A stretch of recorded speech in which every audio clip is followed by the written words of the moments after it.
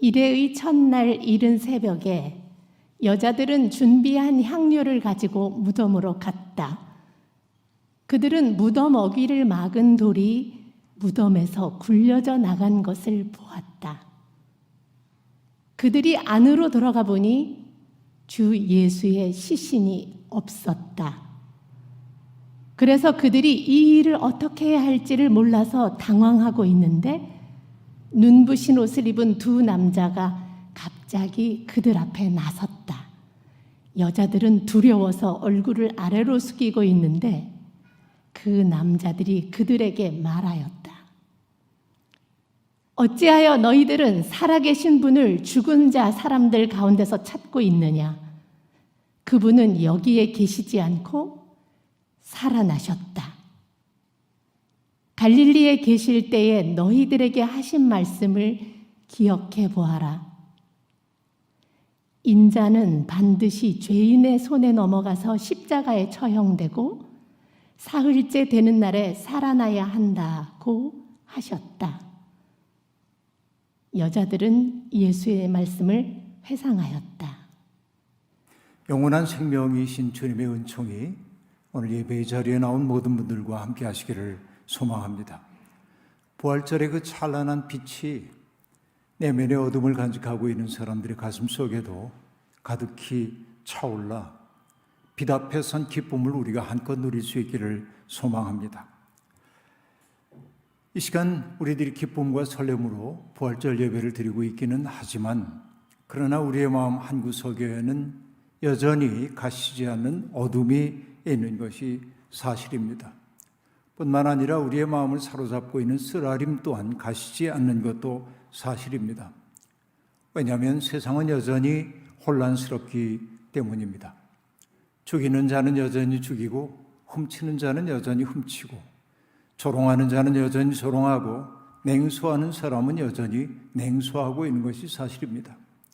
절망에 빠져 있는 사람들은 여전히 절망하고 있고 울고 있는 사람은 여전히 울고 있습니다. 이것이 우리의 살림살이의 모습입니다. 사람은 누구나 다 평범한 행복을 원합니다. 맛있는 음식을 먹고 사랑하는 사람들과 차를 나누며 담소를 나누고 또 해야 할 일들을 기쁘게 감당하고 또 때때로 다정한 벗들과 어울려 놀기도 하고 이것이 평화를 원하는 평범한 기쁨을 원하는 우리의 보통 사람들의 소망입니다. 그러나 때때로 인류라고 하는 것은 그런 평범한 행복의 꿈을 내려놓고 자기의 온몸을 역사 속에 내던진 사람들을 통해서 조금은 살만한 곳으로 바뀌었던 것을 우리가 알 수 있습니다. 이것이 인간의 영혼의 위대함이라고 말할 수 있겠습니다. 얼마 전 저는 세계 미인대회에 나온 미스 미얀마가 사람들에게 하는 이야기를 동영상을 통해 보았습니다. 그는 자기의 나라를 기억해 달라면서 그 미얀마가 정말 자유로운 국가가 되기를 소망했습니다. 염원을 한 후에 그는 노래 하나를 나지막한 목소리로 불렀습니다. 그것은 Heal the World라고 하는 노래입니다. 마이클 잭슨이 불렀다고 하는 세상을 치유해요라고 하는 뜻의 노래였습니다. 저는 팝송을 잘 듣지 않기 때문에 그 노래가 어떤 노래인지 유튜브를 통해 찾아보았습니다. 그 노래는 상처 많은 세상을 우리가 함께 치유해야 한다고 노래하고 있었습니다. 모든 사람들이 두려움 없이 저마다의 생명의 몫을 누리며 사는 세상을 열기 위해 사랑의 공간을 넓히자고 호소하고 있었습니다. 그리고 우리의 바람이 진실하다면 우리는 결국은 그곳에 이르게 될 것이라고 노래하고 있었습니다. 그 꿈을 버리지 않는 것이 중요한 것이죠. 저는 정말 이것이 부활절을 맞이하는 우리가 함께 불러야 할 노래라는 생각이 들었습니다. 유럽이나 미국에서 아시아인에 대한 혐오 범죄가 급증하고 있다는 소식이 우울하게 들려옵니다. 누군가를 혐오한다는 것은 가해자나 피해자나 모두에게 깊은 상처를 입히는 법입니다. 혐오의 대상이 되어본 사람은 그 마음속에 씻어낼 수 없는 아픔의 기억을 간직할 수밖에 없습니다. 그러나 또한 혐오하는 사람들 자신도 불행한 사람들입니다. 왜냐하면 그들은 혐오를 통해 스스로를 빈간화하고 있기 때문에 그렇습니다. 누군가를 혐오하는 사람들을 보면 유난히 우수한 사람들이 아니라 자기 속에 겁이 많고 두려움이 많은 사람인 경우가 더욱 많다는 사실을 알 수 있습니다. 그렇기에 누군가를 혐오하는 사람은 사랑의 능력을 포기한 사람이고 어찌 보면 비겁한 사람이라고 말할 수 있겠습니다. 그들은 누군가를 증오하지 않으면 자기의 생을 지탱할 수 없는 위기 속에 있는지도 모르겠습니다. 폭력으로 되갚을 능력이 없는 사람들을 선택하여 그들에게 자기 속에 있는 두려움을 표현하는 그런 행위는 얼마나 비열한 일입니까? 경쟁이 일상이 된 세상에 살아가는 사람들은 삶을 전투로 받아들입니다.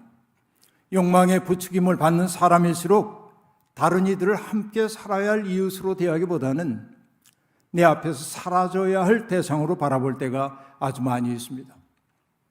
슬픈 일입니다.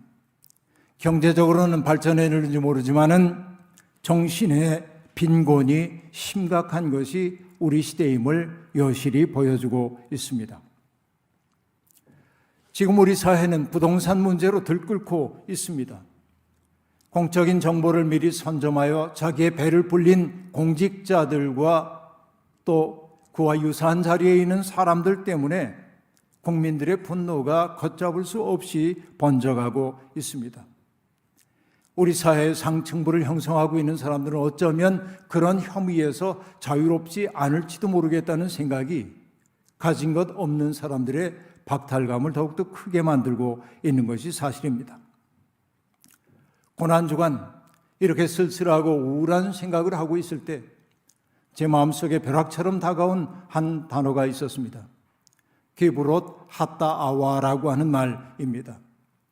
낯선 방언처럼 들리지만 사실 이건 성경에 나오는 이야기입니다.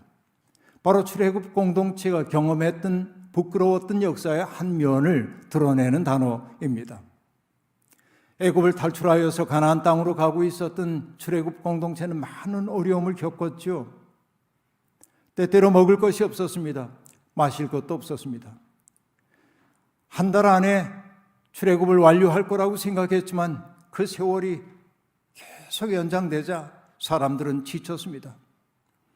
젖과 꿀이 흐르는 땅에 대한 꿈은 퇴색되었고 그들을 사로잡고 있는 것은 그런 빛나는 꿈이 아니라 현실 속에서 경험할 수밖에 없는 고통 그 자체였습니다. 사람들은 누군가 원망할 대상을 찾았습니다.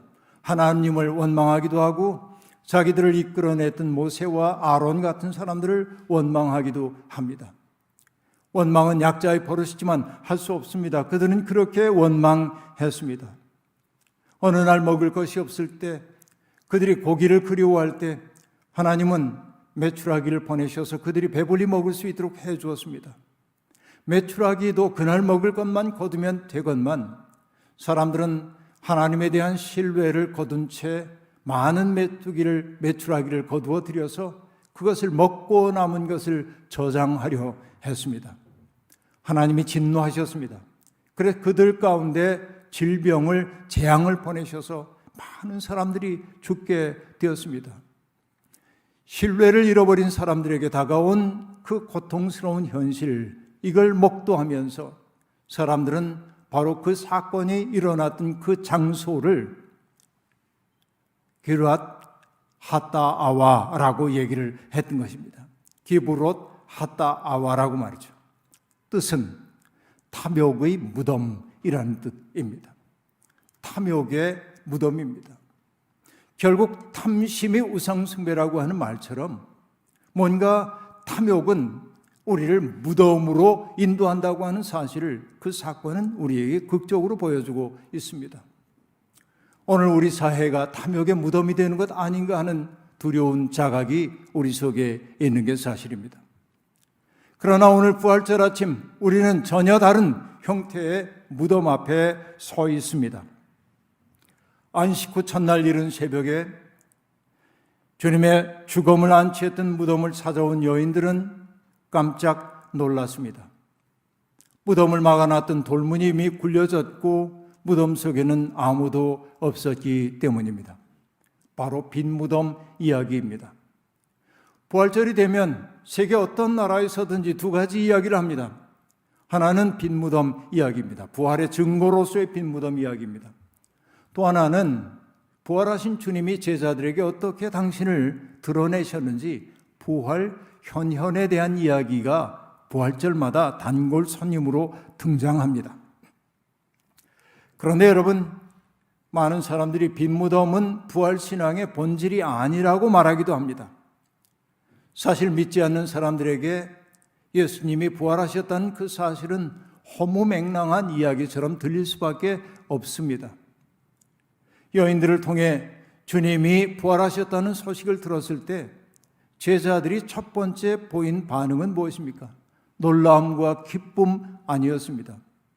그들은 정말 엉뚱한 소리를 듣는다는 표정을 지었습니다. 있을 수 없는 일이란 말이죠. 어처구니 없는 말을 들은 것 같이 여겼다 하는 얘기입니다.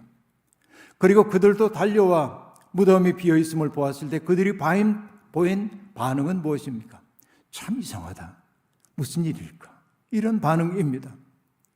바로 이것이 빈 무덤 앞에 서 있는 사람들이 보이는 당연한 반응입니다. 왜냐하면 사람은 자기의 경험 세계 속에 없는 것은 이해할 수 없기 때문에 그렇습니다. 경험 세계 속에 없는 것은 이해하지 못합니다. 나중에 그 경험이 축적되고 내면화됐을 때 비로소 이해가 일어나는데 부활이라고 하는 것은 이해할 수 있는 사건이 아니었던 것이지요. 그러니까 그들이 보이는 반응은 당연하다고 얘기할 수 있겠습니다. 당혹감을 느낄 때 사람들은 흔히 두 가지의 반응을 보입니다. 하나는 그 현실을 모른 척하고 등 돌리고 외면해버리는 경우가 있습니다. 또 하나는 어떻게든지 합리적인 설명을 찾아보려고 애를 쓰기도 합니다. 부활 사건을 두고 똑같은 일들이 벌어졌습니다. 예수님을 죽음 가운데로 내몰았던 공모했던 사람들은 예수님의 시신이 사라진 것을 두렵게 받아들이면서 사람들 사이에 소문을 내기 시작합니다. 예수의 제자들이 몰래 그 무덤을 지키던 사람들을 매수하여서 시체를 빼돌렸다고 그렇게 말하기도 합니다. 이것은 성경 속에서 반영되어 있는 이야기입니다. 그러나 또 다른 사람들은 이렇게 설명합니다. 예수님의 육체적 부활이라는 거 믿기가 어렵지만 부활 사건은 벌어졌는데 그 사건은 뭐냐? 예수님의 제자들이 자신들의 부끄러웠던 행동을 반성하면서 내면에 자각이 일어나서 예수의 뜻을 계승한 거다. 이렇게 설명하는 사람도 있습니다. 상당히 합리적인 이야기처럼 들릴 수도 있습니다. 그러나 그게 부활 사건의 본질이라고 볼 수가 없습니다. 또 다른 사람들은 중동의 신화를 가지고 부활을 설명해 보려고 하기도 합니다. 사라지는 신 이야기입니다. 중동 사람들은 굉장히 그 사라지는 신 이야기를 소중하게 여기고 있었습니다. 데메테르라고 하는 여신을 숭사했는데 그들은 데메테르라고 하는 여신이 중동에서 어떻게 알려지게 됐냐면 다산과 곡물의 신으로 알려졌어요. 그 여신이 진노하면은 아이도 낳을 수가 없고 또 짐승들도 새끼를 낳지 않고 농작물이 토지로부터 나오지 않는다고 믿었습니다. 그래서 데메테르 여신에게 잘 보이고 싶은 거예요. 그런데 어느 날 데메테르의 딸이 베르세포네라고 하는 딸이 있는데 너무나 애지중지하던 그 딸인데 베르세포네가 제우스에 의해서 지하 세계를 다스리는 하데스에게 넘겨졌다는 겁니다. 베르세포네가 사라진 거예요. 그러자 상심한 어머니 데메테르는 자신이 해야 할 일을 하지 않습니다. 땅에 베풀어야 할 은혜를 더 이상 베풀지 않게 되자 짐승들은 새끼를 낳지 않고 땅은 곡식을 내지 않아 땅이 황폐하게 변해버리고 말았다는 것입니다. 큰일 났다 싶어서 신들이 회의 끝에 페르세포네를 지상세계로 그냥 올려보내지 못하지만 1년에 몇 달 동안 지상에와 어머니와 만날 수 있도록 해주었다는 겁니다. 그래서 데메테르는 그나마 노여움을 풀고 다시금 땅에다가 곡식을 내주기 시작했다. 이것이 중동의 신화입니다. 바로 이것이 사라지는 신의 이야기예요. 이게 예수 그리스도가 무덤에 묻히셨던 것은 바로 사라졌다가 부활하실 때 살아나셨다. 이렇게. 그러니까 인간이 의미 있는 삶을 살기 위해서는 뭔가 큰 상실감을 맛본 후에야 기쁨에 이를 수 있다. 이것을 설명하기 위해 바로 이런 사라지는 신 이야기를 하고 있습니다. 그러나 부활이 그런 것일까요? 그렇게 볼 수 없습니다. 여러분, 주님의 부활 사건은 하나님의 뜻 안에서 벌어진 사건이었습니다. 부끄러움에 대한 자각 혹은 영적인 깨달음만이 아니었다라고 하는 말입니다.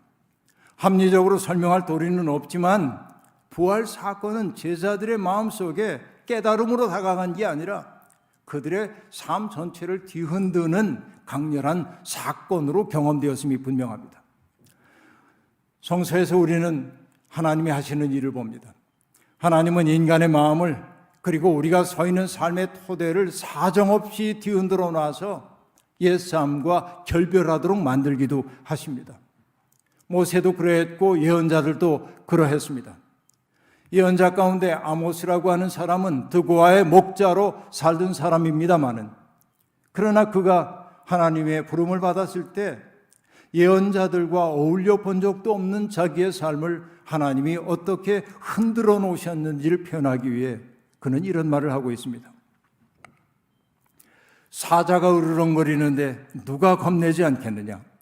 주 하나님이 말씀하시는데 누가 예언하지 않을 수 있겠느냐? 그렇게 말합니다. 내가 지금부터 예언을 해야겠다 작정한 거 아니에요. 마치 사자가 으르렁거리는 것을 들었던 것처럼 그의 삶 전체가 어떤 사건으로 말미암아 흔들렸고 그는 하나님이 원하시는 운명 속으로 들어갈 수밖에 없었어요. 부활도 그러한 것입니다. 여자들과 제자들은 어떤 압도적인 체험을 했던 것이 분명합니다. 새벽에 여인들은 무덤 문 앞에 당도했을 때 깜짝 놀랐습니다. 돌문이 이미 굴려져 나갔기 때문이었습니다. 어리둥절 무엇을 어떻게 해야 하는지 알 수가 없었습니다. 그때 문득 여인들은 흰옷 입은 두 사람이 자기들 앞에 있는 것을 보았습니다. 깜짝 놀라 여인들은 고개를 숙이고 땅을 바라보고 있었습니다. 그러자 그들이 얘기합니다. 어찌하여 너희들은 살아계신 분을 죽은 사람들 가운데서 찾고 있느냐? 그분은 여기에 계시지 않고 살아나셨다. 갈릴리에 계실 때 너희들에게 하신 말씀을 기억해 보아라. 인자는 반드시 죄인의 손에 넘어가서 십자가에 처형되고 사흘째 되는 날에 살아나야 한다고 하셨다. 천사들이 전해주는 이야기입니다. 천사의 그 이야기를 듣는 순간 여인들은 주님의 말씀을 비로소 떠올렸습니다. 회상했습니다. 회상은 과거의 사건을 기억하는 것만이 아닙니다. 진정한 의미의 회상이란 과거의 사건을 오늘 이 자리에 가져오는 행위입니다. 기억하는 순간 그 말 혹은 그 일은 현재화된다고 하는 이야기입니다. 서서히 여인들의 눈을 가리웠던 비늘 같은 것들이 벗겨졌습니다. 그리고 여인들을 사로잡고 있던 어둠이 쓰러지고 영적인 새벽이 그들 앞에 다가오고 있었습니다. 돌문만 굴려진 것이 아니라 여인들의 마음을 온통 사로잡고 있던 슬픔과 절망의 돌문도 굴려졌던 것입니다. 부활절 아침 여인들이 본 것은 예수님의 시신이 아니라 굴려진 돌이었습니다. 지금 우리도 그 돌을 보고 있는지요? 우리들 속에서 곧 피어나려는 것들을 가로막고 있는 돌문이 굴려졌음을 여러분은 보고 있는지요? 아니면 돌문이 굴려졌는데도 여전히 그 속에서 나올 생각 못하고 살고 있는 것은 아닌지요? 우리를 가로막고 있는 돌문의 이름은 무엇입니까? 두려움, 슬픔, 자기 연민, 좌절감, 원망, 미움, 자학 이런 것들이 우리의 삶을 아름다운 삶을 가로막고 있어서 곧 피지 못하도록 할 때가 많이 있습니다. 그러나 주님의 부활과 더불어 그 돌문은 굴려졌습니다. 이제 우리가 해야 할 일은 거기에서 벗어나는 일입니다. 주님은 십자가 위에서 우리의 그러한 부정적인 모든 감정들과 기억들을 다 짊어지셨습니다.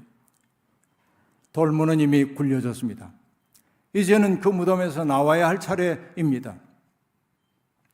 강원도에 있는 조그마한 초등학교 마음분교 6학년 백한길 어린이가 쓴 옥수수 심기라는 그 동시를 여러분께 소개하고 싶습니다. 시는 이러합니다. 단순합니다.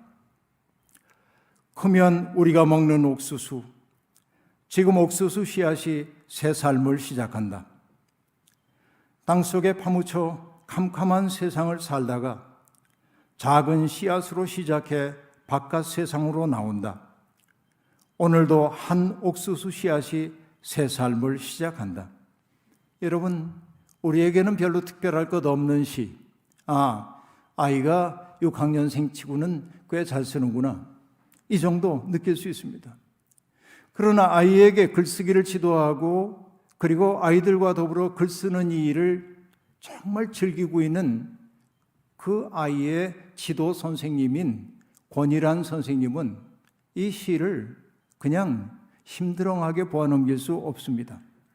왜냐하면 그 아이의 삶을 알기 때문에 그렇습니다. 그래서 권일환 선생은 이 시를 소개하며 이런 글을 덧붙이고 있습니다. 땅속에 파묻혀 캄캄한 세상을 사는 아이를 여럿 만났습니다.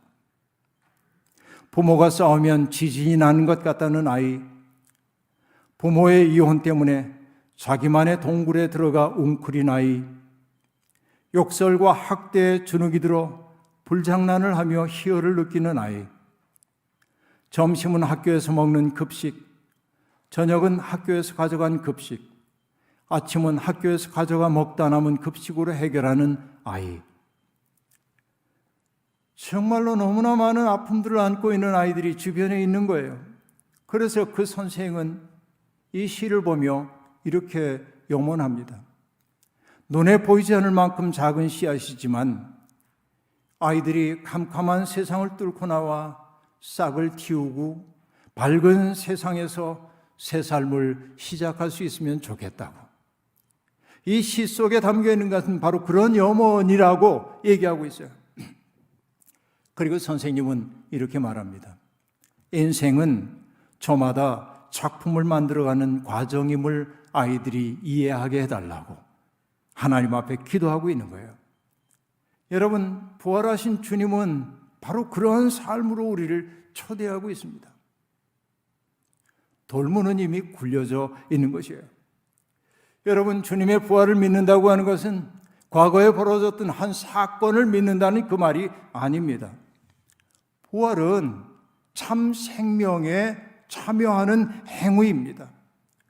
부활을 믿는다고 하는 것은 우리는 패배할는지 몰라도 하나님은 패배하지 않는다는 것. 세상은 끊임없이 죽임의 질서로 가고 있는 것처럼 보여도 그러나 결국은 하나님의 생명이 이 땅을 뒤덮으리라는 것을 믿는 것. 그렇죠? 우리는 실패할는지 몰라도 하나님은 우리를 실패를 통해서도 당신의 꿈을 이룰 수 있다는 사실을 믿는 것. 이런 것이 부활을 믿는 것 아니겠습니까? 그러므로 믿음이란 하나님의 꿈을, 하나님이 이루시려고 하는 세상의 꿈을 오늘 우리의 삶의 자리에서 이루며 사는 것이라 말할 수 있겠습니다. 부활은 그렇기에 명사가 아니라 동사가 되어야만 합니다.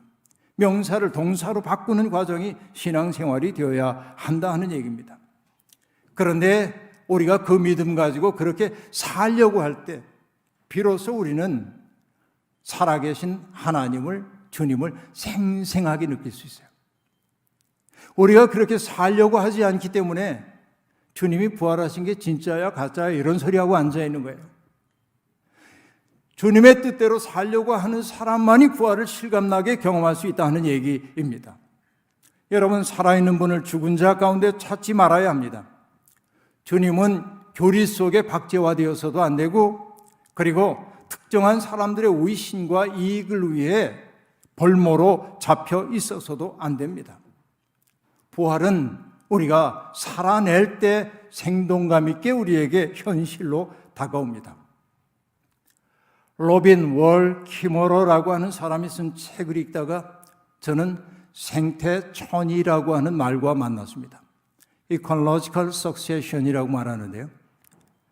이것은 어려운 말처럼 들리지만 간단합니다. 시간이 흐르면서 어떤 장소의 식물의 군락이 변화하는 현상을 일컫는 말입니다. 자, 이 키머러가 어떤 얘기를 하고 있냐면 광산지대에서 황폐하게 변했던 그 땅을 바라보고 있는 겁니다. 풀 한 폭이 자랄 수 없을 만큼 황폐하게 변해버린 그 땅인데 몇 년 시간이 지나가자 거기에 이끼가 덮이기 시작했고 이끼가 덮이기 시작하자 사시나무 씨앗이 어디에서 날아와 거기에서 싹을 틔우기 시작했고 사시나무가 자라면서 그늘이 드리워지기 시작하더란 말입니다. 그런 후에는 상상할 수 없는 일이 벌어졌습니다. 그는 이렇게 보고합니다. 나무는 새를 불렀고 새는 우리 주위에 만발한 라스베리, 딸기, 블루베리를 불렀다. 숲 가운데는 그늘이 져 시원했고 사시나무에서 떨어진 낙엽은 폐기물 위에서 얇은 부엽토층을 형성하기 시작했다. 주변 숲에서 이주해온 단풍나무 묘목 몇 그루가 광산의 척박한 환경으로부터 숲의 보호를 받으며 뿌리 내리고 있었다. 여러분, 생태천이는 숲의 기적을 보여주고 있지만 그러나 생태천이는 결국 생명의 주인이신 하나님이 얼마나 놀랍게 일하고 계신지를 우리에게 보여주기도 하는 겁니다. 그렇습니다. 때때로 세상은 공중의 권세 잡은 자들이 지배하는 것처럼 보입니다. 그러나 그렇지 않습니다. 하나님의 통치는 중단되는 법이 없습니다. 믿음의 사람들은 생명과 평화가 살아 숨쉬는 세상, 아름다운 생태계를 열기 위해 지금 여기에서 해야 할 일을 시작해야 합니다. 절망과 체념은 불신앙입니다. 부활은 우리로 하여금 우울에 빠지지 말고 이 어두운 세상에서도 생을 경축하며 사는 생태계를 만들라고 명하고 있습니다. 우리 주변에 아름다운 생태계를 만들라는 것입니다. 따뜻함과 친절함과 명랑함으로 사람들이 다가와 마음 편히 쉴 수 있는 공간을 만들라는 것입니다. 여러분, 개인이 할 수도 있고 공동체가 할 수도 있습니다. 지금 벼랑 끝에 내몰린 사람들의 설당이 되어주기 위해 애쓰고 절망의 어둠 속에 갇혀있는 사람들을 그들을 가로막고 있는 돌문을 굴려주고 그들이 생을 경축할 수 있도록 만들려는 겁니다. 그때 한때 우리를 사로잡고 있었던 비애감은 기쁨과 감사로 바뀔 것입니다. 황폐한 땅이 숲으로 복원되듯 부활하신 주님과 동행하는 우리 주변에 하나님 나라의 생태계가 일어나기를 바랍니다. 바로 우리를 통해서 그런 아름다운 세상의 꿈이, 하나님 나라의 꿈이 번져가서 우리와 더불어 세상이 밝아지기를 소망합니다. 부활하신 주님의 빛이 환히 열린 미래로 우리를 인도합니다. 그 길로 뚜벅뚜벅 나아가며 부활의 증인이 되어주기를 주의 이름으로 축원합니다. 주신 말씀 기억하며 거듭의 기도 드리겠습니다. 자비로우신 하나님, 생명을 받아 이 땅에 살아간다는 것은 행복하고 기쁜 일이지만 그러나 철이 든 이후에 우리의 삶은 고난의 연속이었습니다. 꿈꾸고 있던 것들이 좌절되는 것들을 경험하기도 합니다. 때때로 우리의 마음을 가득 사로잡고 있는 것, 어둠과 두려움과 실패에 대한 공포, 이런 것들이었습니다. 살다 보니 세상에서 우리는 쓴맛을 바라보다가 맛보다가 그만 돌문 속에 갇힌 사람이 되어버리고 말았습니다. 그러나 오늘 우리는 듣습니다. 무덤을 막았던 돌문은 이미 굴려졌다고 말입니다. 주님께서 우리의 죄와 허물까지 다 짊어지고 가셨고 그래서 우리를 자유롭게 풀어놓아 주셨다고 말입니다. 이제는 부활하신 주님과 더불어 아름다운 세상의 꿈 이루기 위해 애쓰는 사람들이 되고 싶습니다. 스스로 갇힌 자리에서 나올 뿐만 아니라 우리 주변을 주님의 사랑으로 울타리치며 살 수 있기를 간절히 소망합니다. 오늘 부활의 소식을 들은 모든 사람들이 서 있는 삶의 자리 어디에나 하나님 나라의 멋진 생태계가 마련되도록 역사하여 주옵소서. 예수님의 이름으로 기도하옵나이다. 아멘.